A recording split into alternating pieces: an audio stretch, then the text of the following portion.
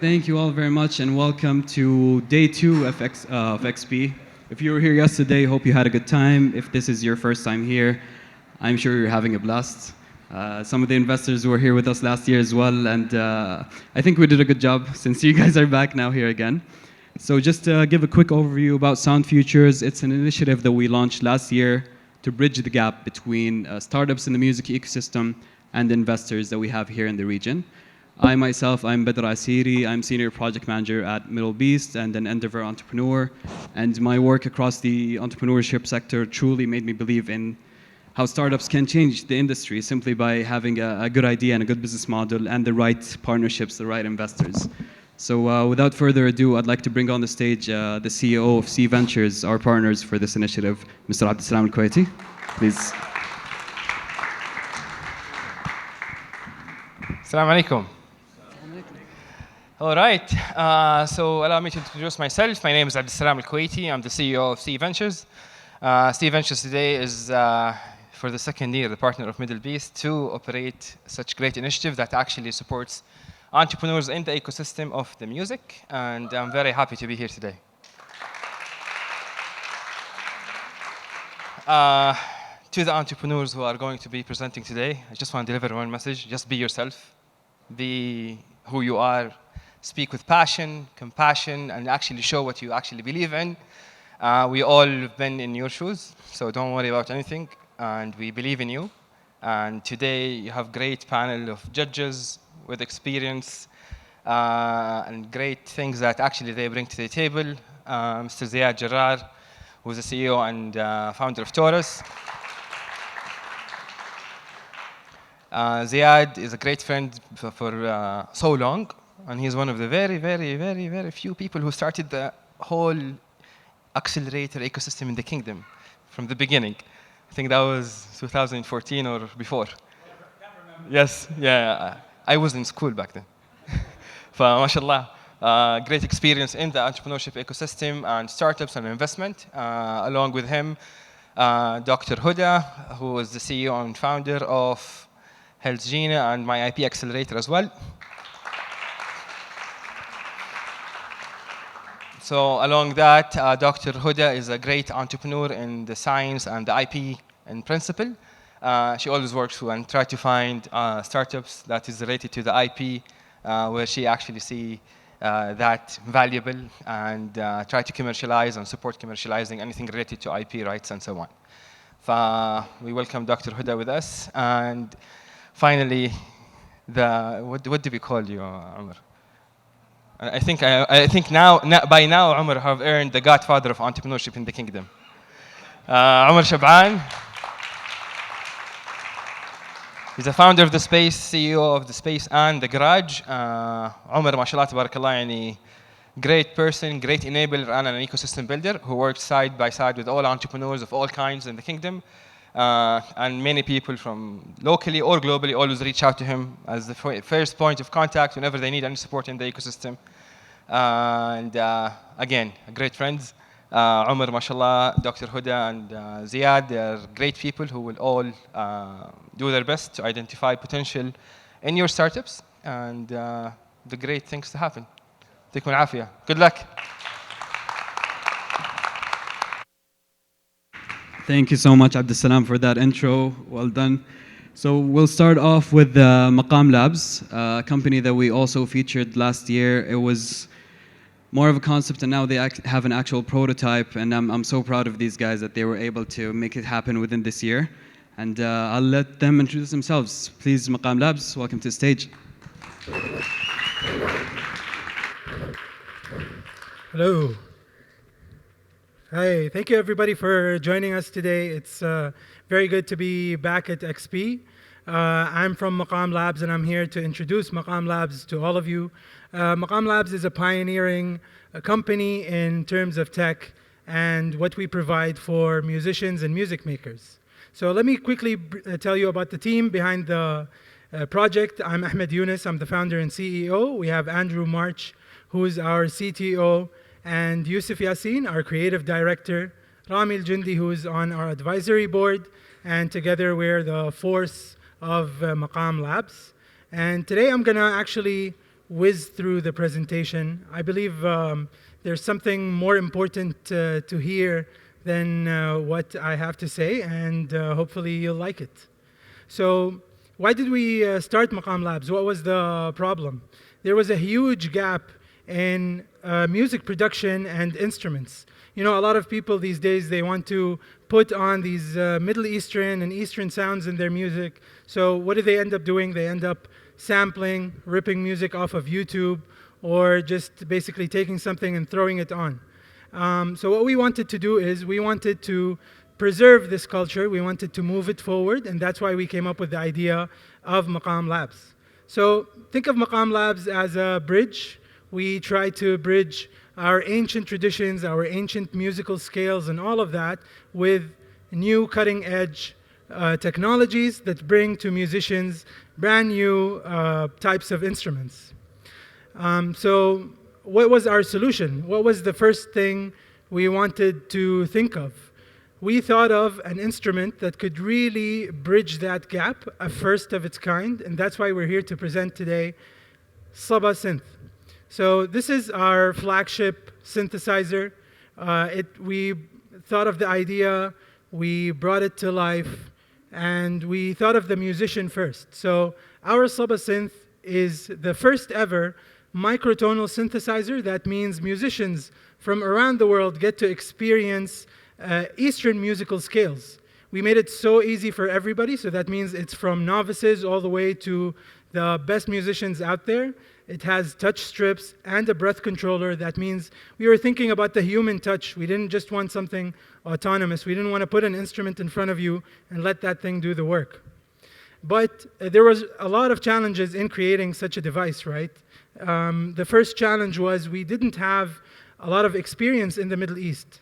And boy, there were some challenges, you know, from selecting the buttons to the type of material and everything. So we are very lucky, actually, that I reached out to someone. I reached out to this global company, and I was like, hey, we have this idea. What do you think about it? And we were so lucky that we ended up collaborating with Soma Synthesizers, Soma Laboratories, and we're very lucky to have them here with us today, actually. They're there at Demo Lab. Please go check out their insane instruments. So what does a collab like that mean for Maqam Labs? If a global company gives this much trust in your product, first of all, we consider ourselves lucky for that, and that made us believe in our vision even more. That means it must be valid, right? And what this means is that we hit the ground running. We have this big of a trust with a global giant in our very first flagship synth. So our lab is basically musicians, tech heads, innovators, all working together under one roof to bring you brand new instruments that the world has never seen before, that are equipped with Middle Eastern scales, Eastern scales. So when I say Eastern, you also need to think of China, India, all of the underrepresented communities in the global music market. So the global music market, the instrument market is huge. It's valued at almost 11 billion. And this positions Maqam Labs in a very, very good place to lead this niche. You know, there's billions of music users around the world who just yearn to represent their culture in music. There are tools out there, there's zero tools out there that can really natively do that. That's why we wanted to bring these instruments, these very unique instruments, to the world. So that means around the world right now, there are 725 instrument makers around the world, and as of today, there's one Middle Eastern company doing that. So we're very proud to be here today. Thank you. Thank you. So we have super cool instruments in the pipeline. Saba Synth is only the beginning. We have the HEMA drum machine, the Maqam module itself, and the Mirage effects pedal. And this is just the beginning. We have almost 9 products in the pipeline, and we're super excited to really hit the ground running. Our revenue streams comes from actual product sales, from plugins and softwares, from partnerships with musical institutions and artist residencies, really positioning it as the hub for this type of innovation in the Middle East and the first of its kind. So we have a super clear path to profitability. We chartered this path based on what others have done before, what we want to do. We want to break even by year 4, be profitable by year 5, and just open the doorway for many, many more to come.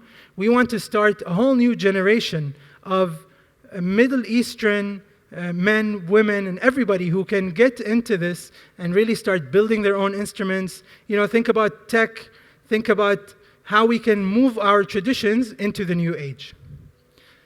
So, like I said, in a nutshell, we have a very clear path to profitability. We want to break even by year 4 and be profitable by year 5. So we're here today to ask for $250K for 20% equity. This will accelerate our prototyping phase. This will actually start the lab. And this will start a whole new generation of Middle Eastern technology. So there's just one last important question to answer, and that's, what does this sound like? What does Middle Eastern synthesizers sound like, right? Without this, these are just words on the screen, you know? So I'm very lucky also today to have my very good friend and our creative director, Yusuf Yassin, who's going to demo the very first Saba synthesizer prototype. Please, Yusuf. Habibi.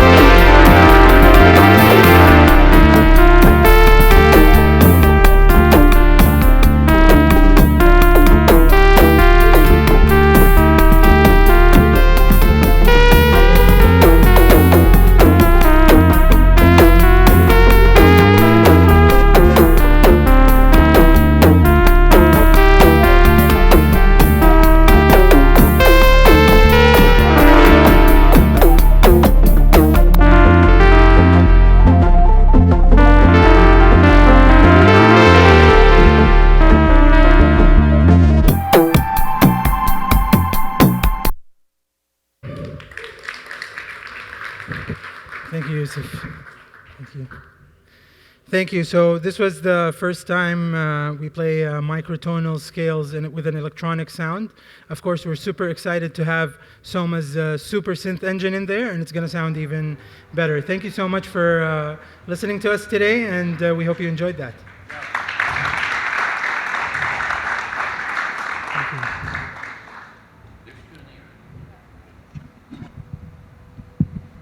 Thank you. That was amazing. This is Thank a you. prototype, right? That's right. Yeah, that's great. I was very impressed to see it. It looks very professional, and I wonder if you were targeting to look at the market locally, or you were thinking about international audience. So we were actually thinking local first, obviously, because this is just native to us. But we discovered that there's a huge interest in microtonal music. We discovered that microtonal music isn't just for Middle Eastern scales, and that's why there's a huge interest for it globally right now. And just one other question regarding competition. Let's say you're today the one and only company. You're the 1 versus 700. How do you feel about people being able to replicate this as soon as they find out about it regionally? Oh, we welcome that. We want that to happen. There are 700 companies. We cannot be the only one. And I'm sure they're going to come up with even better ideas and good ideas. We need this. You know, if I go online, there's 700 companies to choose from. There are millions of synthesizers to choose from. We cannot be the only one. So we actually look forward to that. يعطيك العافية. It's a great يعافيك. presentation and شكراً. great performance as well. شكراً. I have multiple questions if you don't mind. Yes, First, for sure. where are you planning to manufacture this? So what is currently happening is that with our collaboration with Soma, initially we want the best quality. We want these products to be at a premium, so we're actually manufacturing in Germany. Okay. Yeah. تمام. And is there any plan to localize the Of course, manufacturing there? of course. But there's a lot of nuances with producing these things. For example, the company we're manufacturing with has 30 years experience, 30 years. And what's the relationship with Soma? Is it licensing, or is it they're going to license the device? Or So actually their founder and CEO is right there behind hi. you, Mr. Vlad. Thank All you right. for Should I ask joining us him? today. Yeah. So we have a strategic partnership that we go in 50-50 on this. They build the synth engine. They have amazing experience in that. And we bring in this MIDI technology that enables the microtuning function. So our relationship is very strategic and very partnership-like. And is the plan to go in the beginning B2B to studios and sell this to No, studios, or straight to B2C. market? Yeah. So what's been happening right now is that we've been kind of walking around here with this synthesizer, and people keep stopping us and telling us, hey, wait, I need this. Hey, wait, I need this. So this is such a consumer product, and we already know that the need is there, the want is there. That's why we're very excited to go straight to consumer. Great. I'm sorry, I'm going to go back to the scenario of people copying this. The only thing is, if other companies are already advanced, they've got the manufacturing facility, they've got the Yes. devices up and running, and they just need to incorporate a similar sort of function like yours. Then by the time you manufacture, you're running at the risk of somebody else catching up with that. I mean, I don't want to kind of swing you towards saying, it's I need to okay. register my IP, but I'm just Yes. saying, you know, how do you protect it? So generally? there's a company out there called Behringer, and they do clone machines, right? So that means Roland, a huge company, can create this wonderful, expensive synthesizer, and Behringer can come and make it at a quarter of the price. So while we do have this great technology behind our device, we know for a fact that the knowledge and the information about Middle Eastern music that we have put in there, no one can replicate. That's your UCP then, unique Yes. selling point. Yes. Perfect. So that's why we actually have Yusuf on board, and he's been amazing at guiding the process. This device can switch between maqamat. You can basically play an Kulthum song with 3 different maqamat in one go on this device, and we don't think anyone can replicate that. First of all, I think Yusuf had the toughest job tonight, so maybe another round of applause Yeah. for Yusuf. Thank you, Yusuf. Absolutely. Thank you. I was listening earlier to Marwan Musa. I had no clue who he is. I had to Google when he was Yeah. sitting there. But he intrigued me because he talked about the original sound, the original instruments of Arabia, Yeah. and how he's really pushing towards that. He doesn't want trap samples. Exactly. So, as a non-music, the technology behind it, a synthesizer is needed for what? I know a mixer. Yeah. What does a synthesizer do? So- Just so I can ask my question. For sure. Think of it as a guitar. It's an instrument. And each synthesizer has a different way of producing sound. Ours is not only unique by the sound characteristics, but also by the notes that it could play. No other synthesizer out of the box can play Middle Eastern tunes like that. So that means if I wanted an Arabic vibe on my track, I can just get Saba, activate one of the maqams on there, and play that line I want.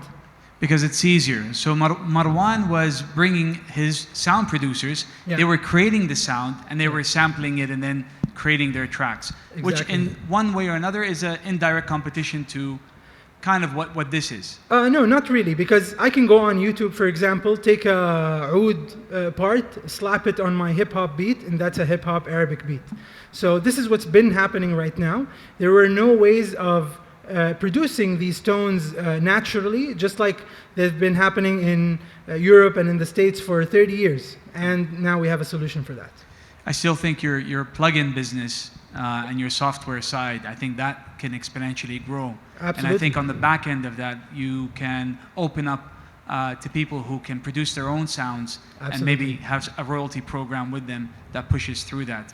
I think that is an exciting part of the business, more so than maybe the hardware part to try and sell that. So the hardware part is for the musical geeks, sort of. There's a lot of people who collect and hoard musical equipments. You know, a lot of people, we might know some. But, you know, having a device with the plugin as well is such a great way to go hand in hand. And we can basically replicate the same software inside here into a plugin for the computer and all, and it can function exactly the same. So it's a big part of our revenue stream. Very quickly, where are you incorporated as a startup? Dubai. Dubai. Okay. Thank you. All right. Thank you very much for that, Ahmed and Maqam Labs team. Moving on, we are moving from a product to a community-based and event-based approach. We welcome onto the stage Narratives. Please come ahead.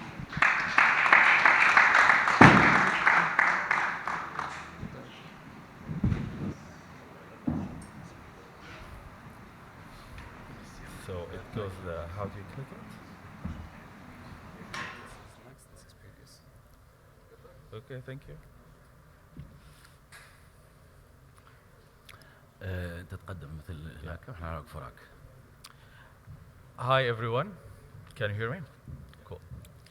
This is Ala Jazairi, the co-founder of Narratives, and these are my partners, which I'm going to talk about more in the upcoming slide. But so yeah, we are here to tell you our narrative.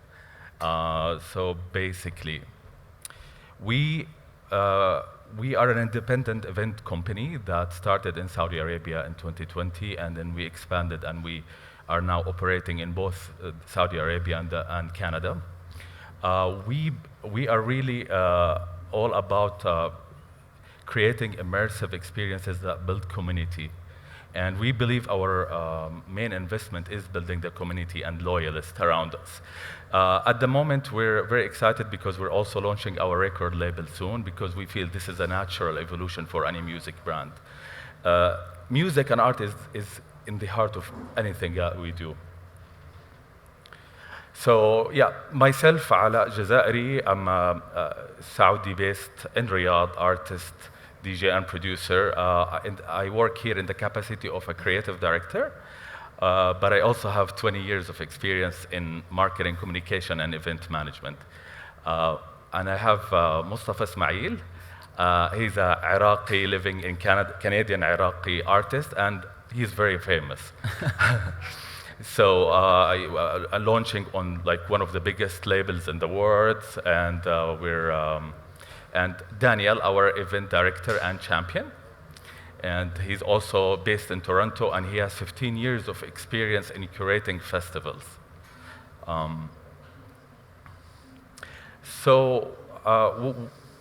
Our vision is that we really want to put narratives on the global landscape. So basically, we're already established in Saudi Arabia and Canada, but we want to go everywhere. And we believe that with building meaningful culture and community, we will be able to go everywhere in the world, and people would know who we are. So at the moment, what we are offering is that we have multiple formats of events. So we do smaller showcases in clubs. A lot of them we have done with Middle Beast, in collaboration with Middle Beast. We curate festivals from like 800 to 1,600 people, and now we're planning to expand to mega festivals.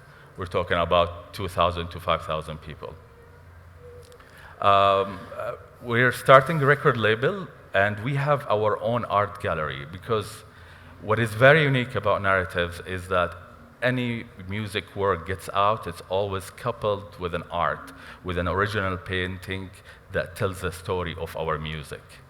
Our music and the write-ups and what we write about it and what we illustrate is all about storytelling. And then we have our famous mix series, and it's interesting that we started as a mix series, putting sets out there on multiple platforms. And then when we saw how it was resonating people, this is where we took the decision into going into events. The opportunity that we see here is a pain point that a lot of international and big artists are talking about it these days in this kind of music, is that underground events or house music events, recently they've been prioritizing headliners and big stars. It's all in the mainstream. And this is creating two problems. First problem, it's sacrificing the authenticity of what you offer.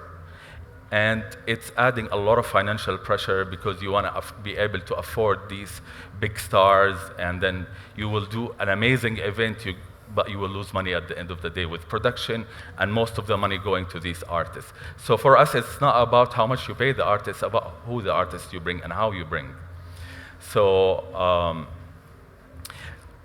taking and so our value proposition we live by is that we prioritize authenticity in every move we do.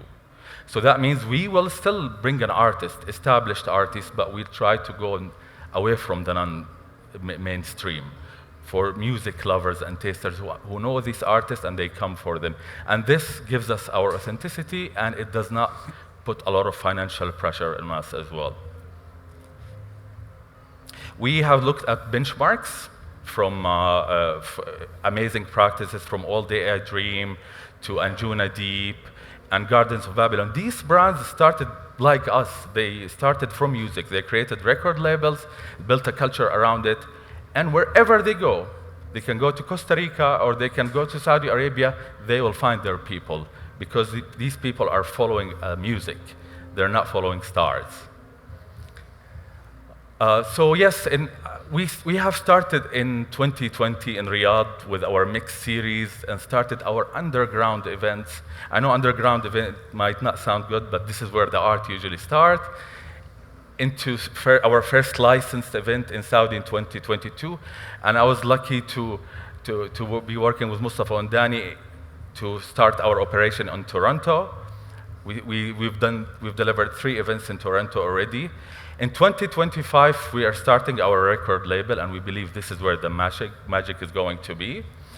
And we will start, hopefully, having more numbers of events and more immersive experiences. In 2028, we are going to start the mega festivals, inshallah. Our revenue stream come from, obviously, ticket sales. They come from the record label that we are launching, and we have already laid the plan for the record label. We know we already collaborated with artists. We already collaborated with the studio gurus in Berlin and in Toronto, so we already have the plan in place. Of course, with all the tickets, F&B sales is going to be very important for us, as well as festival accommodation and merch. Now, we're going to take you through the 3-year financial projection. The guys have put a lot of thought into these numbers. We have them all detailed, but this is high-level figures. Thank you.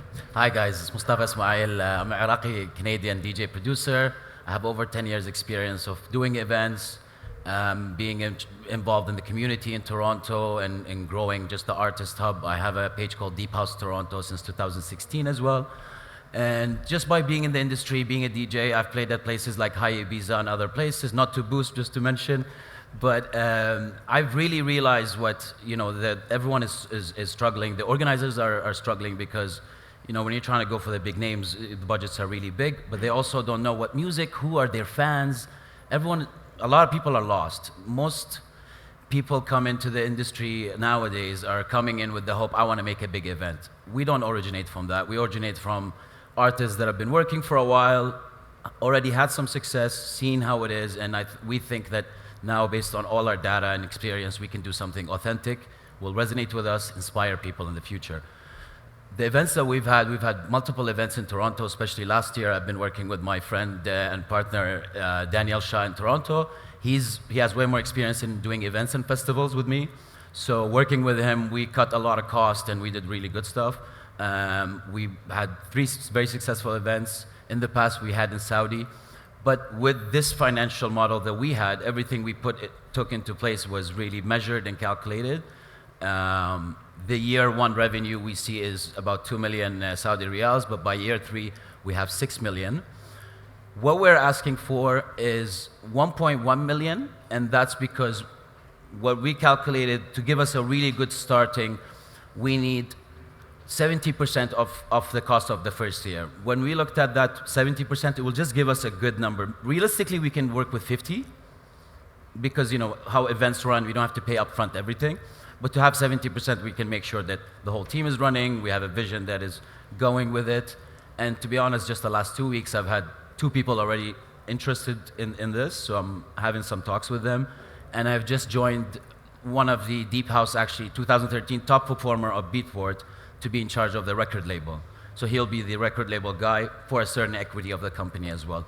So future is looking very exciting, and we hope you can join us in this exciting venture. We want to inspire creativity, make money, and have fun. Thank you.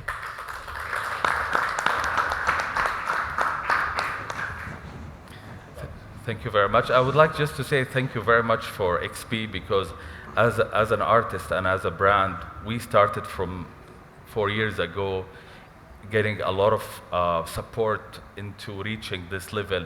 And it will mean so much to me that coming from Saudi and going to the world is something that I feel it's an aligned vision for everyone that lives in this country. And we already have, like, it's established in Riyadh and Canada now. The label guys from Berlin. So we already have an international network. With my network, I can already make showcases in another 5 cities around the world within a month if I want. So things have been calculated nicely, and with the future, hopefully, based on what we have, is guaranteed. Inshallah. Thank you very much. Thank you. If you guys have any questions. I do. يعطيكم العافية. Good job. Thank you. What's your numbers before today? The numbers before today? Yeah, percentage-wise at least. I have the numbers. I can share it if you want to sit on the side. But to be honest, all the numbers have been very successful. I'll give you a rough estimate of, let's say, I'm going to just give you profit of Please. Like Out of how many events, how profitable? 300-person capacity? 300-person capacity to 600 people we've done. Profit margin. Yeah, let's say the 300-person capacity was what, $5,000, $6,000? $5,000 to $10,000 with a 300-person capacity. Per event. You know the number's bigger, so when it goes bigger, So per event, 5,000 is profits or sales? profit. Profits. Yes. Okay. Yeah. How many events do you plan to do per year? And why are your number shy if you are offering at least 5 different services? Sorry, say that again? Why are your number shy if you're offering 5 different services in terms of sales? So we have not offered all these services yet. The record label has not started yet. So the revenues are only for the events? Revenues right now are all from the events. And year 2 and 3 as well? Year 2 and 3, no, so the record label will make money after year 2 and 3. See, the record label, to be honest with you, if you're in the music industry right now, almost no record label makes money unless you're we call it like a print shop record label. If you're not releasing every week with a major, like a lot of numbers, you're not gonna make money off streaming. I've released tracks that honestly got to, you know, top 1 Beatport and whatever, and at the end of 2 years, you get maybe $3,000. So a label does not sustain itself. Okay. And this is also one of the driving things of why we want to do this. A label, most of the time, does not sustain itself. I work with Damian Lazarus, the owner of Crosstown Rebels, and Day Zero. And I've had this chat with him, and he told me exactly the same thing before. He's like, the only reason I was able to maintain Crosstown Rebels is by my events, because you have an advantage of charging very low price. Sorry, the artists will charge you very low price. They're your label artists. You're kind of growing them. The artists that are working with us already are really top 10 Beatport performers, but they're not the Instagram guys. They're not the hype, and this is our advantage. Very well. Thank you. Thank you. You had me at slide 1, and then you lost me. Okay.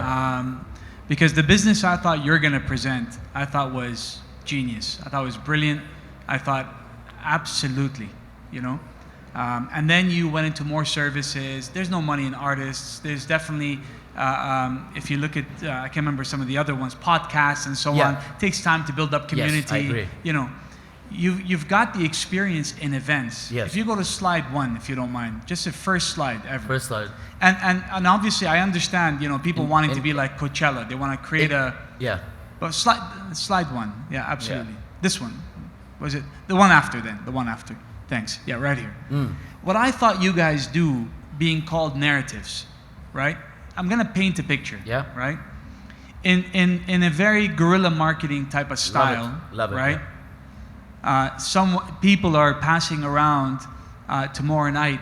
Happy Heart Yes. is on by Narratives, and people are going crazy because this event is Happy Hearts, for example, right? And what I thought what you do is, when I come to the narrative of Happy Heart, if I go to the narrative of Doomsday, if I go to the narrative of Nightfall, right? Each one of those is a fully immersive, curated technology working with beats and music and physical and digital and I'm immersed. Now, you know, a lot of people will arrive already, you know, they're pretty happy, right? They're already immersed. But you're going to get them into this storytelling phase, and then you're going to build this cult following, and it's going to be tribal. And you're not going to be the big FMCGs. You're going to be Chobani Yogurt and Warby Parkers. And that's how you're going to build that. 100%. Later on, maybe later on we do a podcast when you build your tribe. Maybe later on you do, you know, a label when you build your tribe. But I think you focus on the curation and use technology, the atmospherics, keep it contained, and bring people in and hire a higher ticket, and then tease them for the next story and the next story and the next. It's a very story. valued point. I'll tell you. So one of the brands that we mentioned as a benchmark, they started like this, with the model you said. The other two brands, All Day I Dream and Anjuna Deep, started with a very similar model to us. From music to like that community started from this. Then the ambience started coming in when budgets get bigger. But you're right also, Gardens of Babylon, look at their ambience in this. They started with very smaller artists actually, but with a lot of ambience. So you're right, we are an immersive event, but maybe that's something that we can definitely consider more and as a, yes, you're right. 100%. The whole idea is stories. So the more we can do it, and I appreciate that. Yeah, so basically, I mean the very give them an example idea of this one. These are all original paintings done by local and international artists. This is our event, by the way. And as you can see, and this is from our event. In every event we do, we have our own art gallery. There's an art gallery. Because we don't want people just to come and put them a big speaker and lights and dance. No, it goes beyond that. You want to build a community, you want to tell a story, from fashion to painting, to artworks. We treat artists, visual painters, just like the way we treat musicians. We are all coming here to tell a story. If you go at our podcast in every single time, you would find we have a music artist and we have a visual artist. We shed the light on both of them, and we do write-ups and articles about the journey that they have created, both of them. So the drawing artist is listening to the podcast that the guy made, and he's drawing based on that. So the art is actually related to the music. The idea along, like going down the future, right now we're helping up-and-coming artists and stuff like that, but as we get more established, I want to start working with a bit more established artists, and eventually it can be something where we can show both established and unestablished and sell some of those.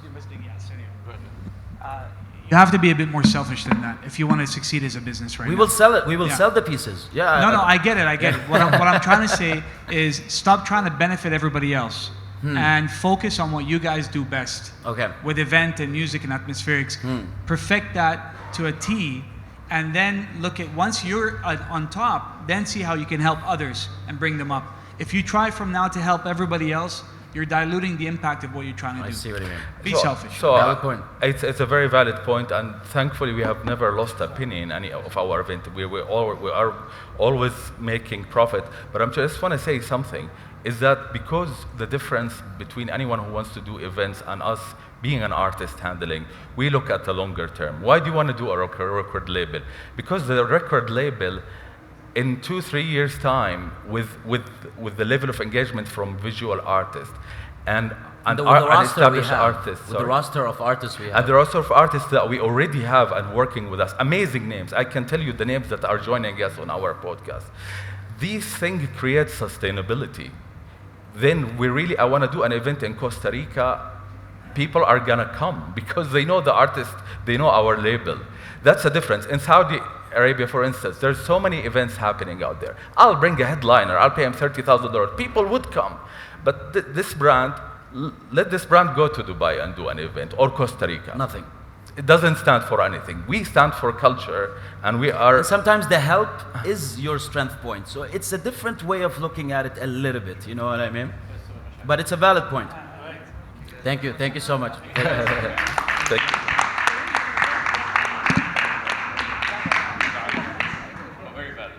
Thank you. Thank you for that narratives. That was quite an interesting presentation. And of course, we are more than happy to facilitate closed-door conversations with each of the startups and the investors afterwards. Just let us know. We're just trying to keep it on time here. So moving on, we are bringing onto the stage The Vibes, an event discovery platform curated for the customer. So please, if you may join me on stage.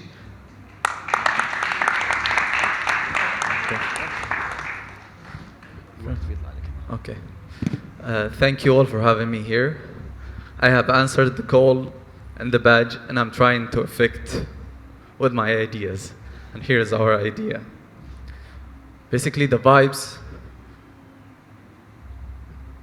facing a problem, discovering the event discovery in Saudi Arabia. I'm taking you in a journey how people discover events in Saudi Arabia. Imagine I'm in Riyadh or Jeddah or anywhere, and I would like to have fun and I have a free time. How could I find the perfect experience that aligned with my preferences? I'll go through social media, maybe check some apps, ask for recommendation from a friend, and then settle for something, only to find out it is not the perfect experience for me, it's not created for me. This problem is faced by many people in Saudi Arabia, leading to 3 main problems for the sector. Missed opportunities for individuals to communicate, gather, share idea, like-minded people, and foster together. This opportunity has been lost. Quality decline in these kind of events, lost reputation, and lose the customer. One event is enough for me. One bad event is enough for me to never come back again. Reputation is most valuable assets for events creators. And the customer didn't find the perfect place, the perfect time, every time he comes, he will lose. And the business will be impacted, the whole industry. So we came up with this solution for the individuals and for the businesses. We link the customers via curated matchmaking AI engine-powered system. From experience seekers to tech savvies to tourists and interest people to social communities, we link them to the businesses such as entertainment, organizers and operators. They're all gonna benefit from the app. Our approach to solve the problem is divided into 3 main components. The app. The application will be UX aligned to the customer. Customer will select their preferences and they will find the perfect places to spend their time in. The process is 2-sided validation system. I validate you, you validate me for customers and businesses such as events, creators, etc. The AI-driven data engine will culture this data and present the most profound or preference to the user. Our value proposition to the market, to the technology use, to the experience itself. We present to the market a revolutionizing platform, redefining how people discover events. Use technology to link the people together, creating an experience that resonate with the individual, and for the businesses, the perfect ICP. The market is big, is enough for everyone, and it's growing 10% yearly. With the $5 billion, we would like to capture 27 millions only on first year. Our competitors, we do things differently. We take the main pain point for each competitor and transfer it into a well-defined solution for the customer. In each competitor, we have a unique selling point opposite to the competitor. This application is driven by a vision, a well-defined team, me, myself, Absalam Adam, co-founder and CEO. I am experienced in product management. I have launched some applications, well experienced in the UX and e-commerce also. We have Maila Musa, 10 years experience in visionary production and procurement. I'm Fahad Al-Nuwaisir, DG and influencer, open-minded person, help us in developing the business and represent us in the media. Where are we now? We have done the market research. People need our solution. They have the pain point and would like to discover this vibrant experience in the booming industry. We validated the idea by asking people, researching, and we ended up with 6,000 people in our wait list, eager to use our platform before event launch.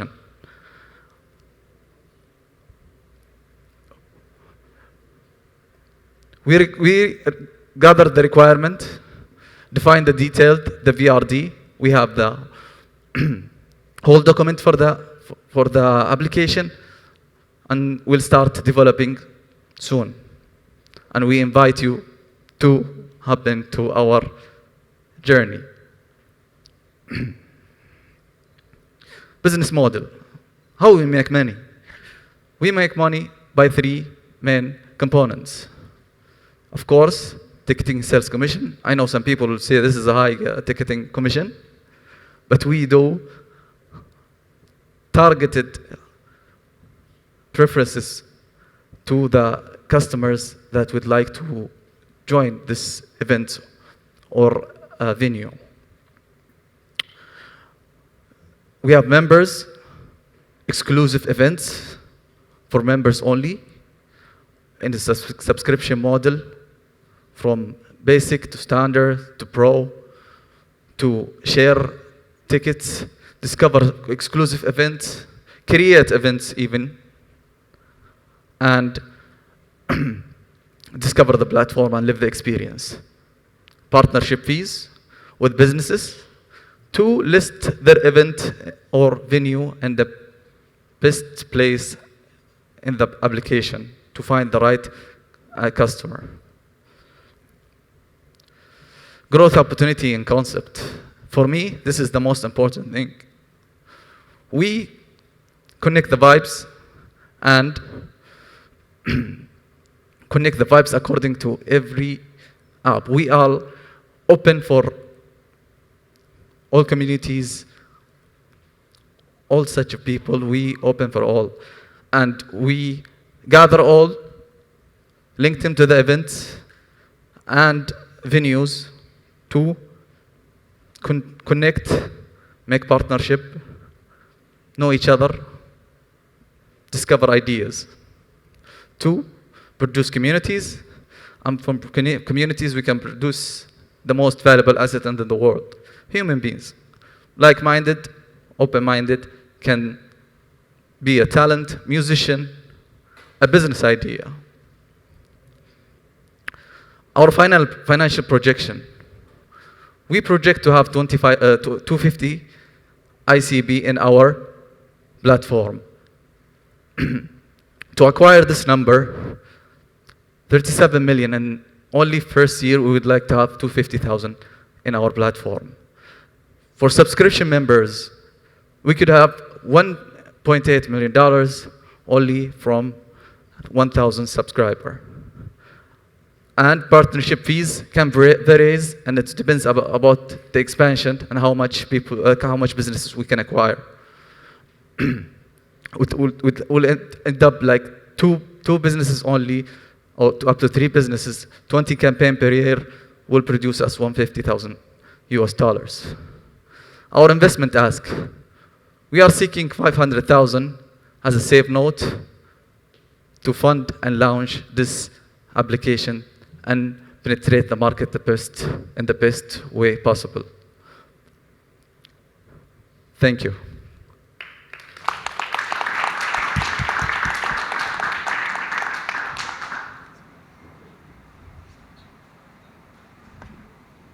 Thank you for that. So do you have an MVP ready? We are building the BRD. We have an MVP as a website, gathering the requirements of the users, and we have around four events ready to list their event, and we have around 6,000 in a wait list. Okay, it's interesting that you thought to build your own independent platform. I mean, at the moment, there are ways to be faster at launching. So, for example, you could partner up with WeBook. Exactly. And provide the value proposition that you have today, exactly. which is going on the exactly. We are looking for that. We are open for cooperation with anyone. Did you approach somebody already? Not yet, but we are trying to. Okay.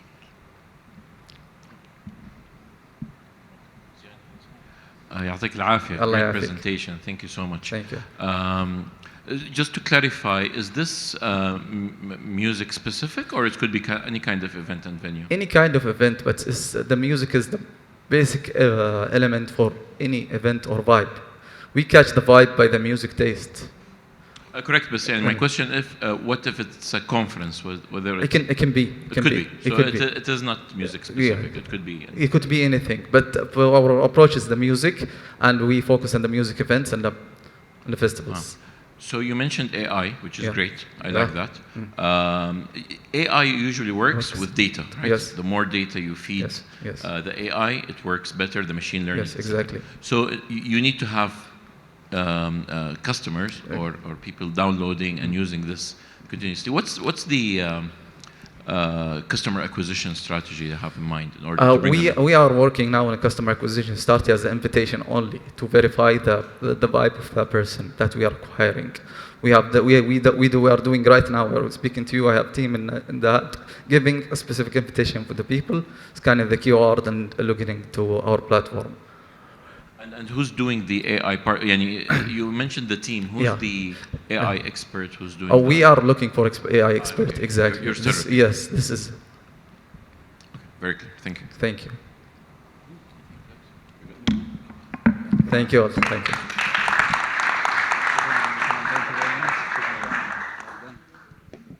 Thank you for that, Abdussalam and the Vibes team.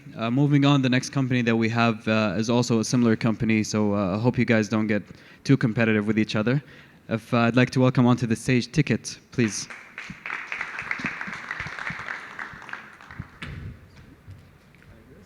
He'll do it. Thank you for having us here. Very excited for this one. So in the MENA region, we all know this feeling. It's the weekend, we're ready to party, but nowhere to find the music. So this is one of the problems we noticed at Ticket a few years ago. On one end, music enthusiasts don't have access to an easy platform to discover events and book for them, while event planners, most importantly, don't have access to comprehensive tools to manage their operations and grow their brand. Here comes Ticket. Ticket is an end-to-end SaaS platform that allows event planners first to manage their event, market their event through different marketing channels, and then gather data. It also communicates with our other platforms, which are a mobile app and a website that allows event goers to browse for their favorite event based on their preferences and either book a table, request to join a guest list, or buy a ticket. So here are our features, starting with the marketing tools. So basically, our marketing tools allows event planner to market their event through different marketing channels, as I mentioned, whether it's WhatsApp campaigns, emailing campaigns, push notification, meta ads, Google ads, you name it. We also allow them to manage their operations, basically having their table booking system, reservation system, ticketing, guest lists, all under one roof.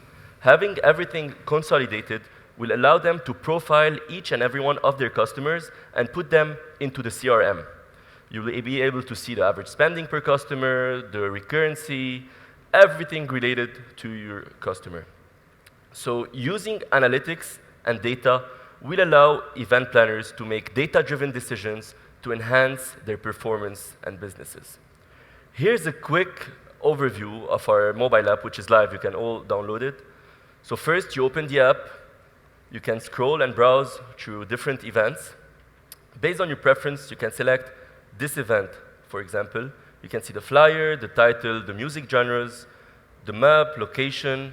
You can check the artist profile, listen to their music or Instagram, and follow them. Here you have the ticket option or the table booking selection. And on the right, you have the website. On the other end of the table, event planners have access to the ticket manager platform on the left, on which they'll be able to manage easily their operations. They can choose their brand, choose their specific event. They'll have a full overview of their table reservations for the night, and they can access them via the floor plan. They can see the booker's details, the reservation details, and once the guests arrive, they can check them in easily. On the same app, they have access to a guest list feature where they can search through huge guest lists easily and check in attendees with their pluses. And finally, they have access to the QR code scanner that makes it easy for them to check in any type of entry option, whether it's table reservations, guest lists, or tickets, and improve the flow at the door. They also have access to the ticket administrator dashboard. It's not playing.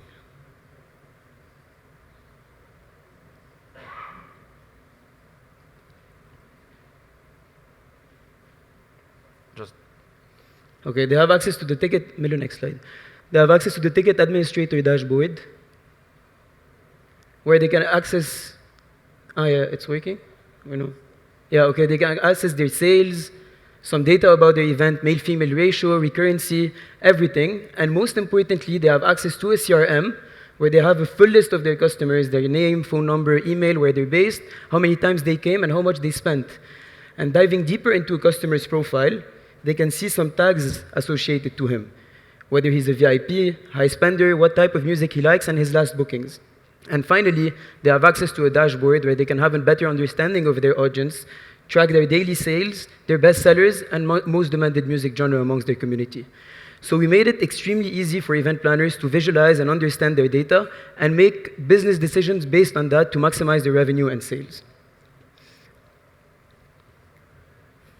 Few months into the market, we were already able to gather amazing feedback from our early adopters. We onboarded some of the biggest groups here in the MENA region, and our numbers speak for themselves. So we're able to grow organically to sell more than $2 million worth of tickets in almost a year and a half. We're also able to gather more than 60,000 registered users on our platform and onboard more than 150 B2B clients. We're proud to say that we were ranked top 1 on the App Store, surpassing Instagram and TikTok for a while, and all of that with less than 10,000 spent on marketing. So how do we make money? Thank you. So our business model is quite simple. The main revenue stream, as you have noticed, is the ticket service fee. We charge a $1 plus 2% charge on each ticket sold through the platform. On top of that, we charge event planners that doesn't want to sell ticket and just use our CRM or dashboards a $200 per month subscription. And our newest revenue stream is the advertising and marketing, which is growing and working amazingly with our event planners. We allow them to build a campaign, and we price per campaign, so it's a customized pricing based on the reach they want to have. And finally, we take a 5% booking fee on each table booked through the app or website.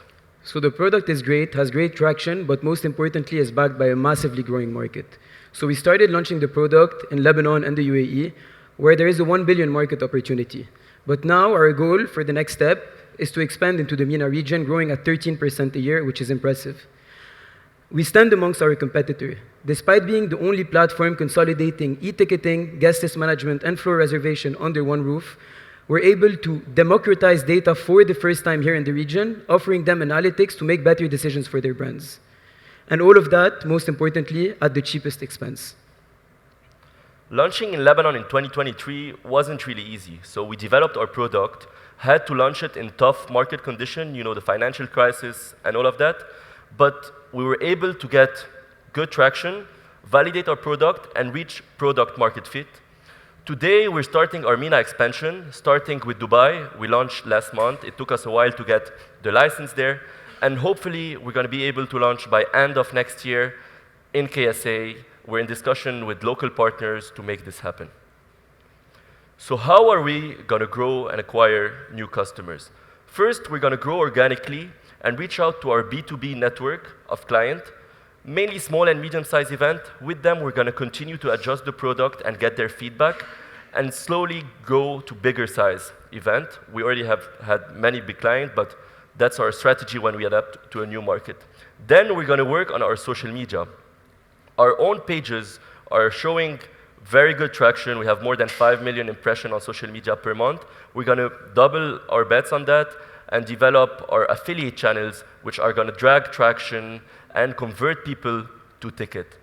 Third, we're going to provide financial strategic incentive to event planners, allowing them to manage their cash flow, get advance payout for their events, and mainly reinvest the fees we make from them into ads in order to make sure every event listed on ticket sells out.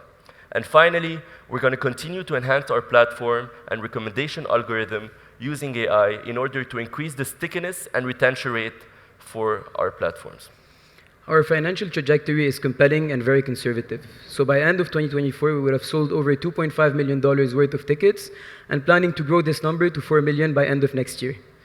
And all the way up to 47 million by 2027, representing a $4.1 million revenue, which is extremely conservative on only including ticket sales. Invest in the first music event platform in the MENA region with the first mover advantage, a great product that is ready to adapt to any market conditions. This product was built by engineers, but most importantly by event planners for event planners that have been featured and recognized on some of the biggest platforms like Shark Tank, XP, or Forbes 30 Under 30 2024. And this wouldn't have been obviously possible without the help of our amazing engineering and marketing team. So we're here, raising $1 million on a safe note to reach $100,000 in monthly revenue, 200,000 users, and 300 plus event planners, and we can't wait to have you on board. Thank you.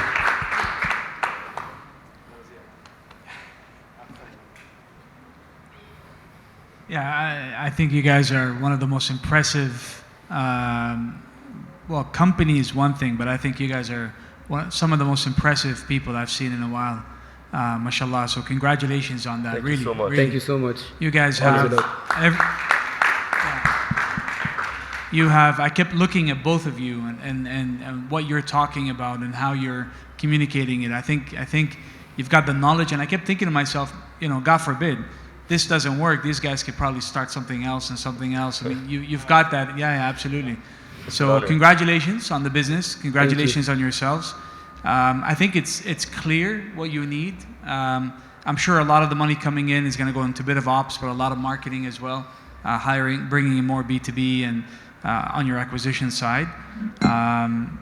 Yeah, I mean, what challenges? I mean, everything looks good. What do you perceive to be some of the biggest hurdles coming up? So yeah, it's the biggest question, and that's why we basically need the money.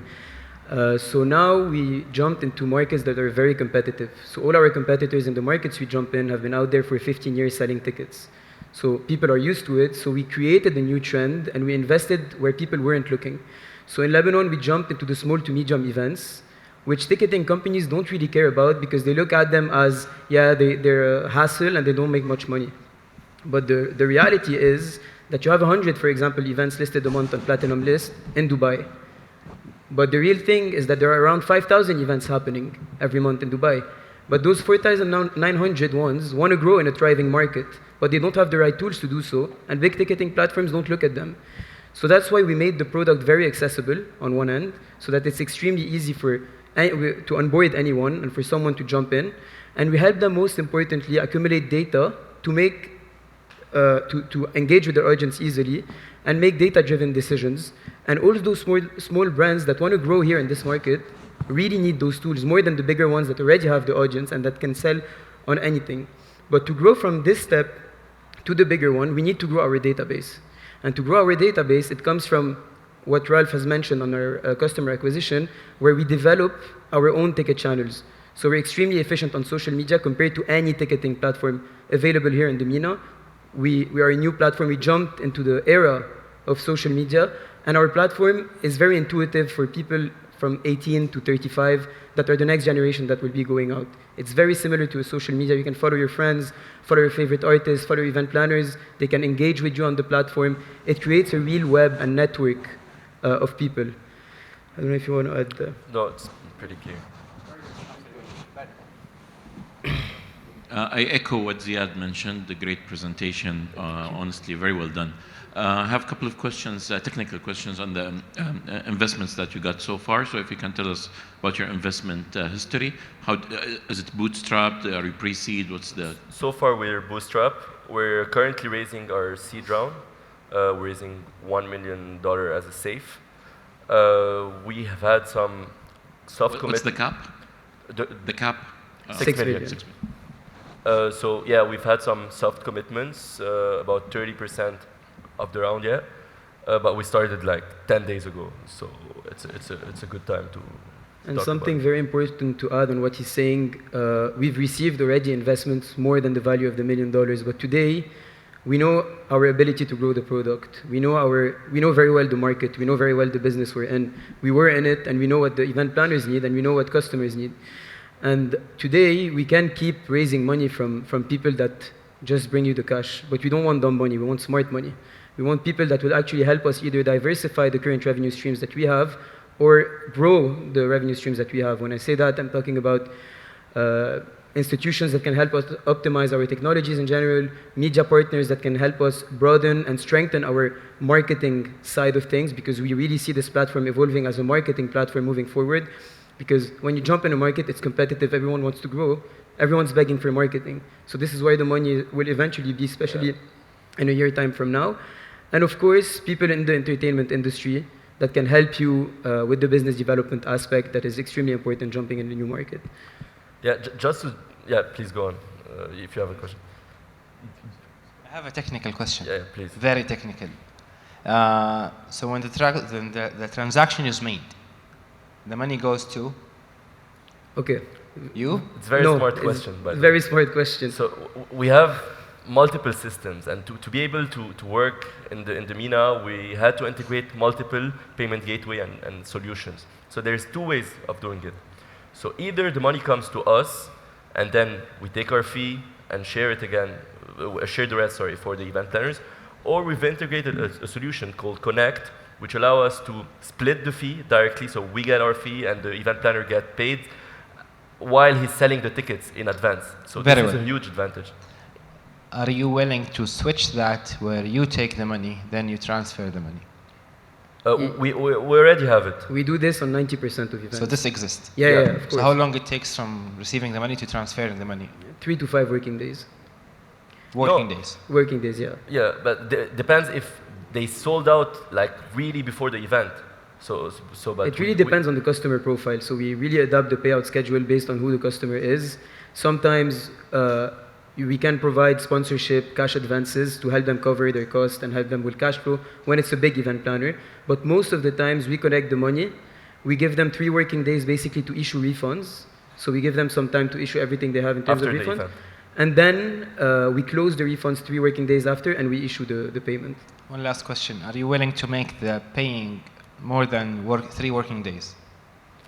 Is this something that you can change? It's something we can change, but it depends on the customer because we have it as a very big customer acquisition. We have it as a very big USP. So people come to us because we pay out quicker. But we can make more money on keeping the money longer usually. Yeah. But yeah, it's something we can evaluate. But you have, when it scales and you have big events and many events at the same time, so I'll give you an example. Your event is at the end of the month and people start buying today. We get the money now and it stays into our bank account until the end of the month. Yeah. And we pay them at the 3rd day after their event. So we already hold the money for a long period of time. Okay, in few cases. It works. I like this. I wanted to add on something Cedric mentioned. Sorry, so why did we focus a lot on small and medium-sized events and marketing those events? When we started, we wanted to go to those big event planners and say like, we have the best product, start with us, and they were all like, no, just like let us work as we do and don't come to us.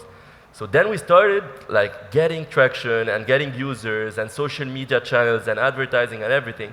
And after 8 months, those same people came back to us. Oh, what do you want for me to list with you? I just want you to market my event. Please, you have the user, put it on the app.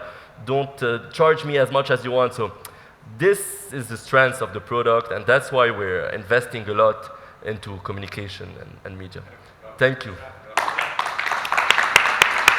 Thank you so much.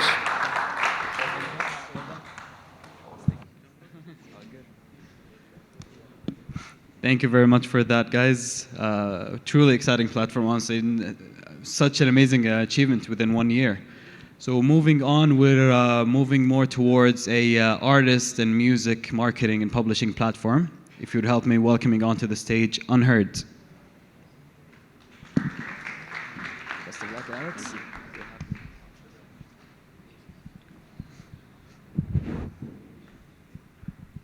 Is this working? Yeah. Hi, my name's Alex. I'm the CEO and founder of Unheard. And at Unheard Music, our vision is to create a world where all artists achieve success on their own terms. The music industry is set to be worth $150 billion by 2030. And it's the independent artists that are powering that growth, with 50% of streams on Spotify now being made up by independent artists. But that's created a bit of a challenge. And that challenge is that there are now 125,000 tracks released every single day. And that's because music creation and distribution have been somewhat democratized. Anyone in this room could go and create a track in 30 minutes now and distribute that to the streaming platforms. I'm not saying it'd be a good track, but you could do that. And what's lagged behind is generic advertising agencies which don't cater to artists and are expensive, and generic advertising platforms which are built for businesses and reach and awareness rather than streams, followers, and subscribers. And combine this with a fractured cross-platform promotional ecosystem where artists are expected not just to be great at creating music, but also great at understanding how to promote it across 30+ digital platforms. And that's a challenge. So what's the solution? It's the Unheard platform. And this is an intelligent platform built for the music industry that simplifies the complexity. This is a solution that focuses on generating streams, views, followers, and subscribers across all of your streaming and social media platforms in one cohesive ecosystem. Let's double-click on some of our most popular features. Our data and insights tools aggregate all of your streaming and social media data into one easy-to-digest dashboard, and we layer over the top actionable insights for artists to take action from their streaming and social data. We have a suite of automated promotional tools which empower artists to run smarter marketing campaigns, such as pitching to your most valuable playlists, and building your own website, which you can use to collect that all-important first-party data and start to foster community. We have automated advertising tools, such as running ads across Facebook, Instagram, and TikTok. And again, importantly, we use your data to power up these campaigns. We are your marketing expert. And finally, we have a suite of ML and AI applications, such as our AI marketing assistant, which with a few prompts will allow you to create things like a press release, TikTok content ideas, and your Spotify for Artists bio. Excitingly, we've just signed partnership deals with the likes of SoundCloud, Fiverr.com, Amazon, and CD Baby to access tens of millions of artists throughout 2025. And our business model is simple, and it caters to artists at all stages of their career. So whether you're just releasing your first track and you want to spend $6 or $7 in trying to pitch to some playlists, or you want to join our Pro membership and access deeper and broader features, or finally our Select tier, which is an agency tech hybrid offering which services some of the biggest artists in the world already. And our community is growing. We now serve over 115, actually over 120,000 now, artists ranging from global superstars through to artists releasing their first ever track. And excitingly, artists using our platform cut the time spent on promotion in half, and they see a 250% uplift in listeners over a 14-day period when using our playlisting tool, and they see a 1.8 times uplift in ad performance versus trying to run ads natively on Facebook, Instagram, or TikTok.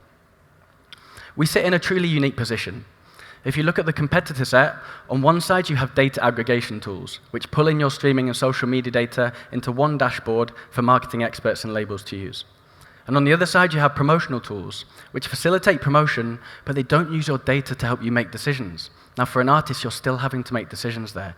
We're unique in that we sit between the two, and in my opinion, that's where the value really lies. And we're growing.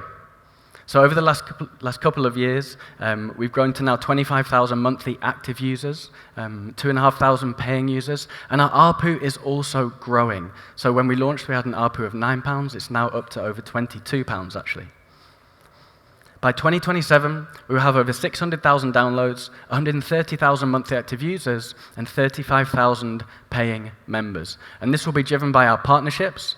We're about to launch a B2B proposition for record labels and management companies, and a white label solution which will plug directly into the streaming and distribution companies as well.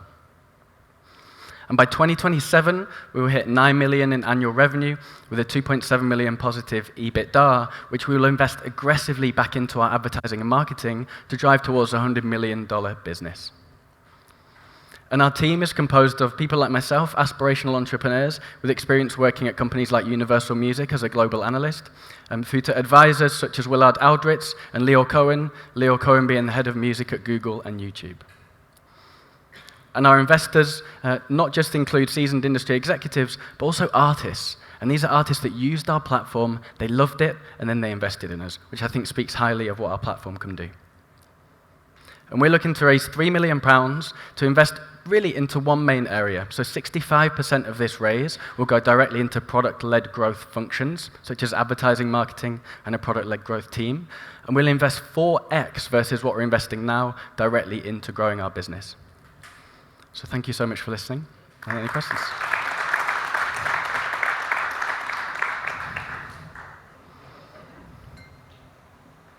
Hi. Very impressive. Congratulations. Thank you. Just a couple of questions. The first is on retention. So, such businesses where you are promising the subscriber benefits, usually if they come back and they subscribe again. So I don't know if you mentioned it, if I missed it. So if you can just like... Yeah, so we launched our first membership this year, and we found that exact problem, is that artists were coming for 1 month, they were trying it, and then they would come back actually around their next release rather than the next month. So I think what we need to do is set the context around what retention might be for our product. So 80% of artists come back to our product when they're releasing music. And so actually what we're doing now is we're rejigging our membership, perhaps for it to be a weekly membership, and perhaps for it to be a quarterly membership. We don't want to kind of square peg round hole this. We want to build something that works directly for artists. So right now, I guess our month-to-month retention of the membership is pretty poor. It's 50 to 60%. We want that to be 80, 90%. But when we look at artists coming back around their release, it is the 80 to 85%.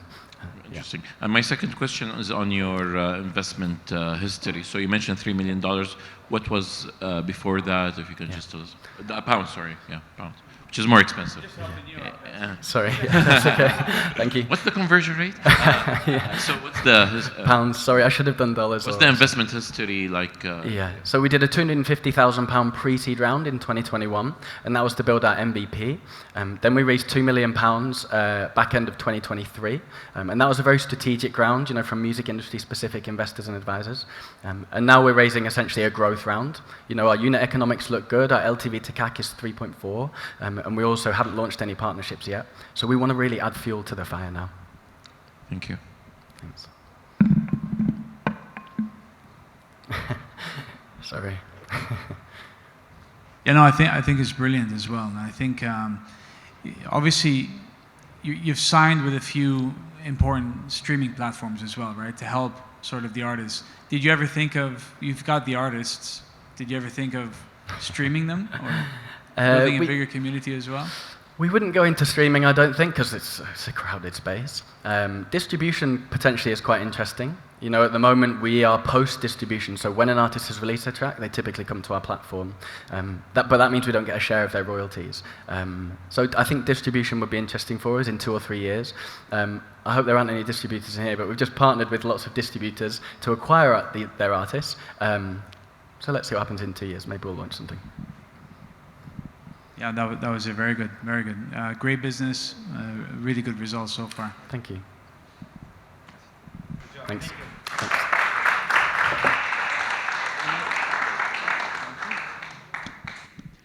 Thank you very much for that, Alex. And of course, last but not least, our last business that's pitching for today. It's a sponsorship, consultancy, and activation platform. If you'd help me in welcoming to the stage, Yalla Sponsor.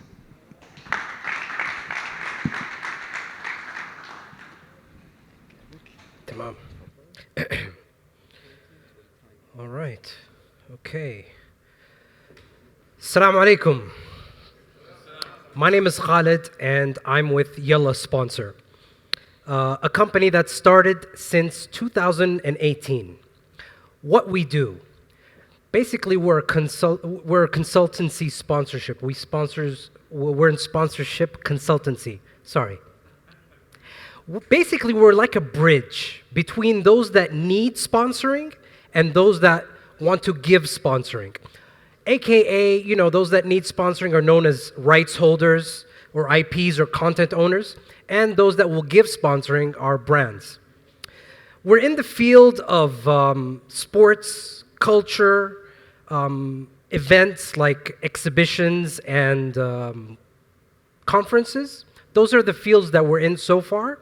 And our philosophy is that we want to maintain the gold standard of a world-class benchmark of bringing both sides together. Because, you know, sponsorship can be a little bit complicated. Once you get into it, it's a very deep ocean. So what we like to do is make sure that with each sponsorship, there's an impact to add to the economical growth that's happening in Saudi Arabia. Our services. We have rights holder sponsorship management, which is basically going in and finding out what their IPs are, what their assets are, clarifying all that to be extremely attractive for sponsors. And what we do for brands, which is another product we have, which is brand sponsorship management, we make sure we cover their marketing objectives and their KPIs so that once we make the match, it's very, very powerful. Another product that we just recently acquired is a sponsorship marketplace called Ru'at. You can check it out, ROOAAT.com. This is what we're trying to scale with for Yalla Sponsor. Now, why do we do what we do? Vision 2030 is encouraging everybody to sort of get together, like the rights holders and the sponsors, in order to be self-sustaining and, you know, sort of like keep the wealth inside and make sure that we make a good economical impact. And that's what we've been doing since 2018. And we've delivered results, over 10 million riyals, and the factors or what's that word?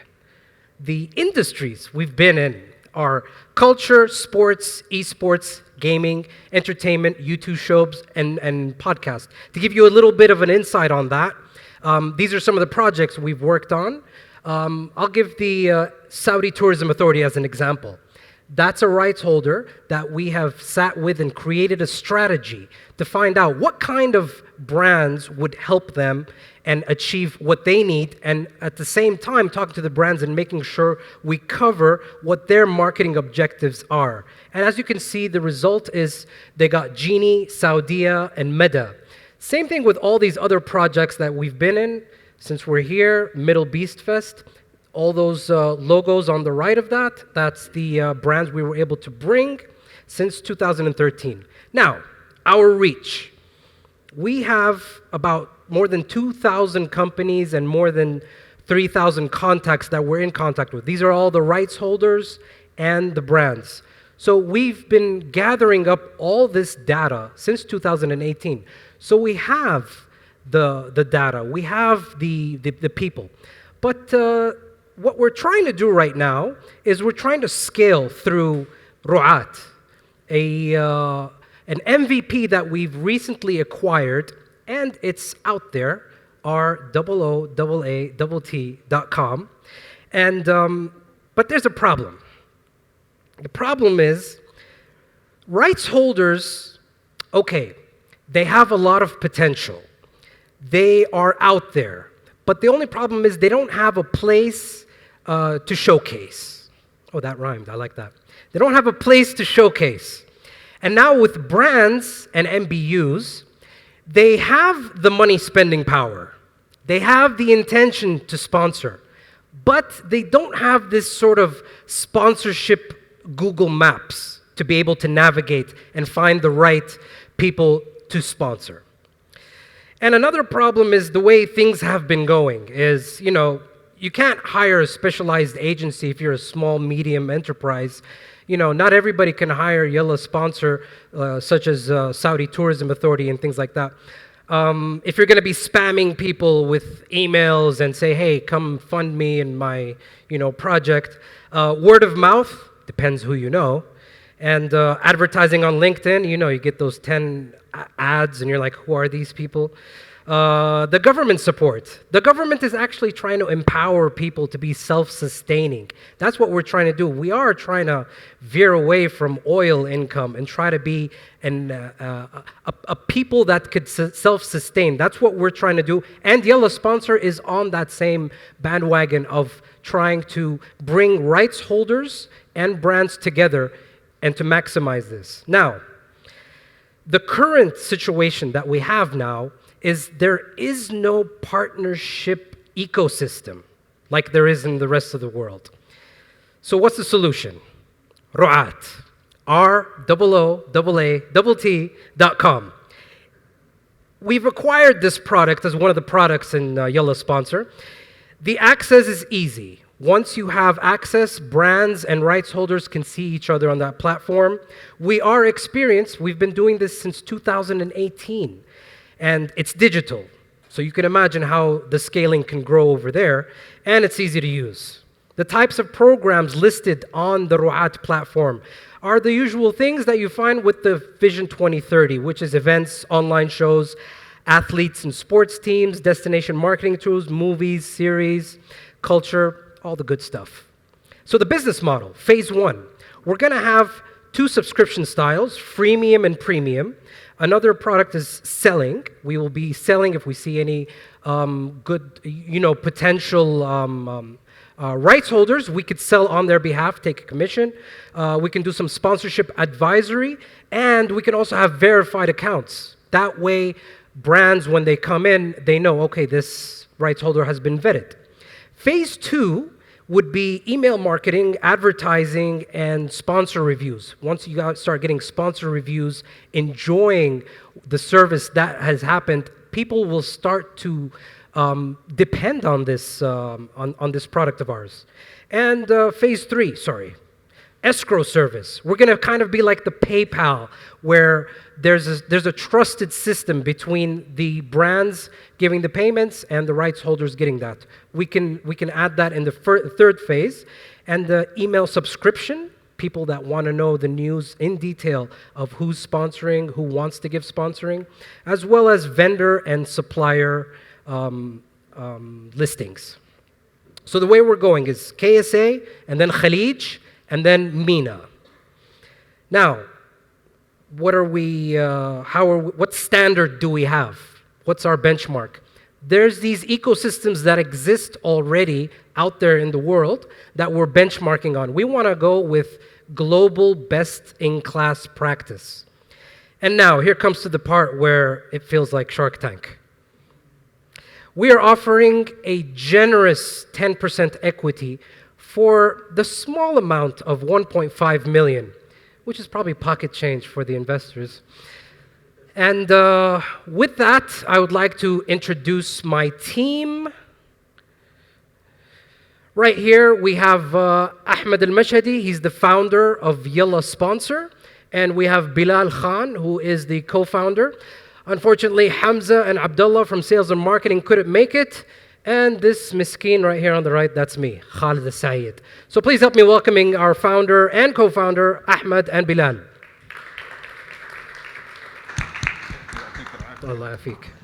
Thank you. I have to hand it for Khalid. He's a great presenter, so he was the best man for the job. Thank you, thank you.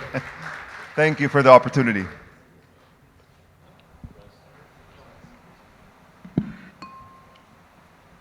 Ahmed, it's good to see you again. Good to see you too. So for history, Yalla Sponsor were at the space at one stage as a tenant, so it's great. And you should change your career, just become an MC, man. Yeah, you're amazing. Okay. Tabarakallah. We have a satisfied customer, ladies and gentlemen. This is real. I'm a big fan, and Ahmed knows that. My question is just from a technical perspective, because you know that I know this field very well because of the history of what we do. So the more the more rights you have, the more difficult to have brands represented, right? Because there might be a conflict. Correct me if I'm wrong. So if you are representing certain brands, and then you have rights hold, and you're trying to sell the sponsorship, you cannot be on the both sides of the equation. Is that right? If you want to explain it for. Well, yes and no. It depends, I guess, on. Because you have multiple different brands that you can represent. So let's take an example on what you've said. And I think, Umar, what he's pointing at is, for example, if I'm presenting Noog, Halib Noog, and at the same time I'm representing a Nasser football club, there would be a conflict of interest. This has somewhat occurred before, although when you have full transparency between the rights holder and the brand, you kind of shut down those bridges. And you have the negotiation done between both parties while you're the intermediate to make sure that it flows in the right way. You kind of kill that challenge. What I want to come at is, as you scale this business, and I've seen this maybe with other entities, the more you scale, you might want to choose to be on either side of the equation. You might either want to be that brand ambassador that is trying to win as much as brands as possible and not hold any rights and try to sell it to right holders, or vice versa, just kill the brand representation part and go there. Is there a direction, or is it like today, where are you standing at more? Well, that's a great question. Actually, this moving onwards, our focus has primarily been on brands. Yes. Because there's a lot of IPs right now, and we're trying to solve through the marketplace that challenge of IPs not being able to expose their opportunities to as many brands as possible. But there are a lot of brands that don't have the capabilities to develop strategies or activations, and that's a challenge that we've seen in many. And I'm terribly sorry, but my very last question, because again, where does the breakthrough come? Because you guys have been doing this for a while, 2018, and I remember all the ups and downs, and mashallah, now you're on up, which inshallah it continues. But how can you ensure a breakthrough in what you're doing in order to grow to become one of these leading companies? What is needed for you to do that breakthrough? So that's why, two things. One, that's why our focus on brands much more right now, because there's a lack in activation strategies.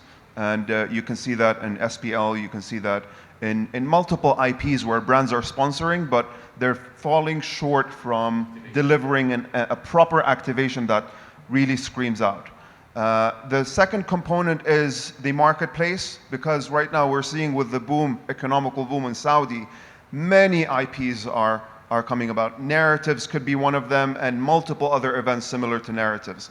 But they are not able to expose their opportunity in the right channel. So we truly believe that this could be a scalable channel following similar global benchmarks that have been done before. Yeah. Okay. So on the scalability part as well, how long does it take to onboard an IP right owner there? And at the same time, the reason I'm asking is because I also tried to use the platform, and there were a lot of things that weren't clear upfront to figure out if you have the timeline for when you're gonna get the sponsorship, or what was going on in the back end. So you need to perhaps focus as well on the customer experience and giving assurance to the end user that things are happening and they're gonna get some results at some point, or at least you're making progress and you're reaching a certain point. So that's one comment, and you can clarify more about how it works from your side. But then the other thing as well is the limit. So what is the limit you put, or the minimum, let's say, amount of sponsorship? You already have that, and is that built into your business model?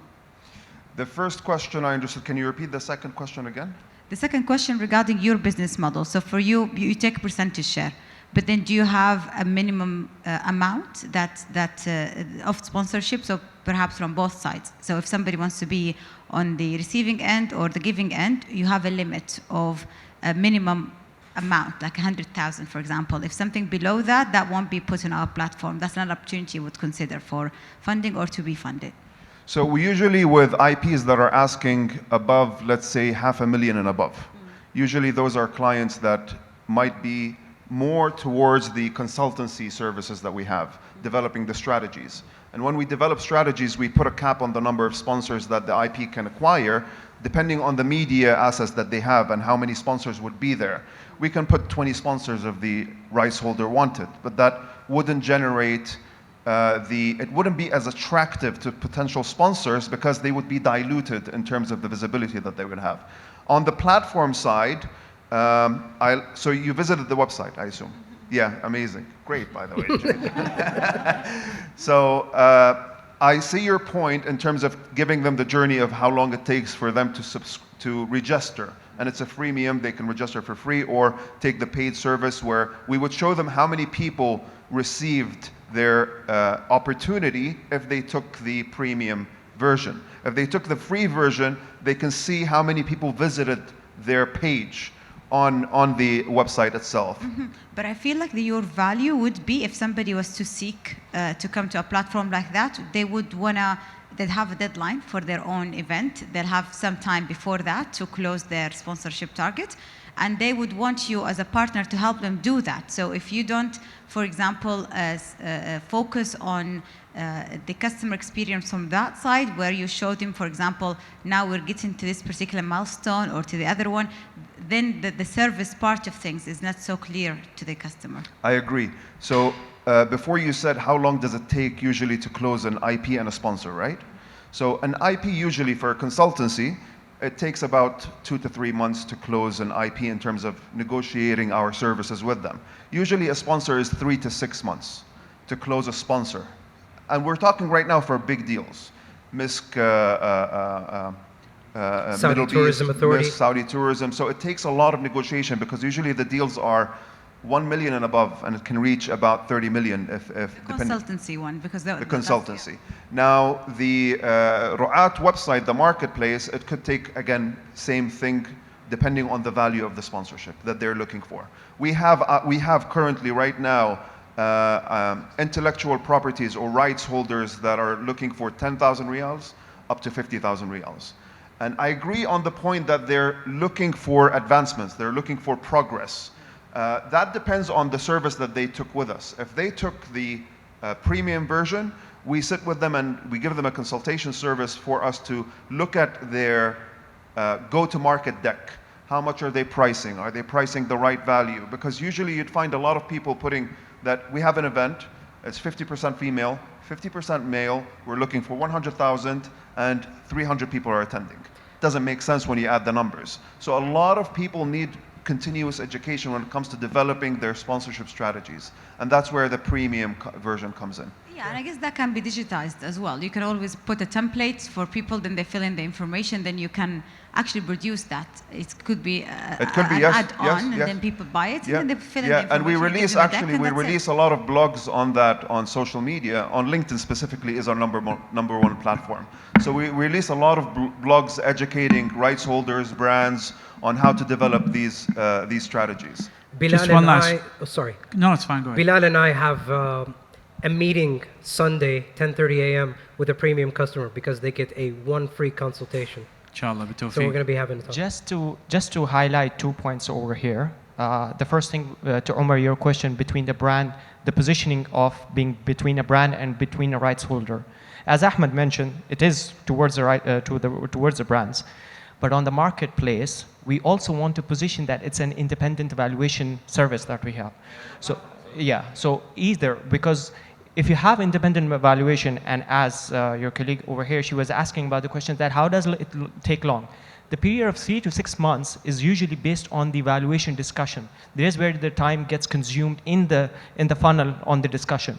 If you already, through scaling and through consultation, channelize it into objective valuation, you're saving your negotiation time. So the sponsorship that is going to close in 3 months' time will allow you to be based on objectivity, be closed in lesser time of negotiation and power. Just my last question. Why didn't you double up the R in Rawat? Why is just the O, the A, and the T? So, can you ask that? Rawat is 1 R. Why? Why not 2 R's, like the O and the A and the T? No reason, I guess it's multiple websites. Multiple websites had the Ru'at is a very well-known name, and especially for the healthcare sector. So, yeah. Thank you. That's okay. Thank you. So I just wanted something noteworthy, and I want to take this opportunity. Bilal was with us since 2018, and he joined as an accountant. And since then, he has been leading the business, and he's joined as a partner. And now the new comer to the team, Khalid, has joined. And I take a lot of pride in that there are believers in the company, and all of them from the entire team. And again, Abdullah and Hamza included, all of them believe in the business, and that's a culture that we take a lot of pride in. So, yeah. Thank you. Same here. Thank you all very much for that. With that, we wrap up our Sun Futures startup pitches. I hope the investors are happy. I hope the startups are happy. Again, happy to facilitate any further closed-door conversations with these startups. Just let us know, or of course, you can reach out to them yourself. I would like to welcome back to stage Abdussalam and Ziad if you have any closing remarks you'd like to add. All right. First of all, I want to thank everybody. Thank Middle East Foundation, Abdussalam, C Ventures, Dr. Huda, Omar, everybody for being here today. Being an entrepreneur is amazing because most of the time you get to control the process, the journey. It's not always going to be successful, but you can always obviously keep trying. One of the things that I would say is just be very careful to not drink your own Kool-Aid. That's something I'm still learning. 28 years later, I find myself venture building and spending money, and sometimes I end up building a great product, but not a company. It's a great product, and suddenly it's like you need to find the business for it.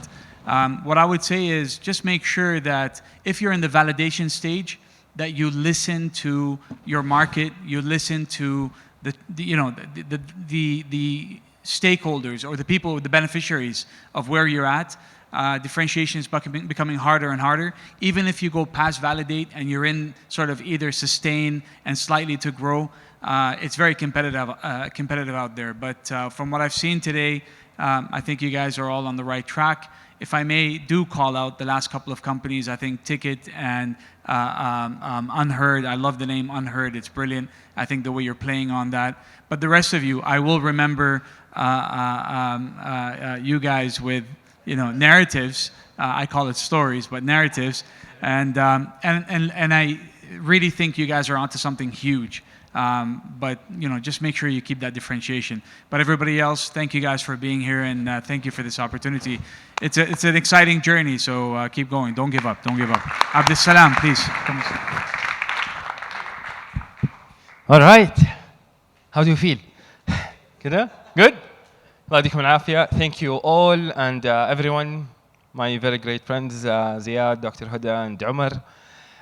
Thank you for being here and your endless support as always.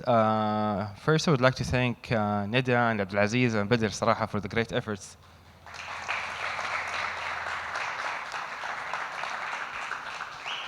Middle East Foundation, second year, great partnerships. We keep going great things. Inshallah, much more to come. And I want to thank Steve Venture's team, Abdurrahman, Yara, Ammar, and Muhammad Walibi, who is not here today. Entrepreneurs, great job. I think you are on to something great. We believe in you. We will have a few conversations, inshallah, off the stage. Maybe in the next few days, برضه I will discuss the details with the investors. Don't try. I will try to squeeze. I'm on your side. And thank you all. Allah يديكم العافية.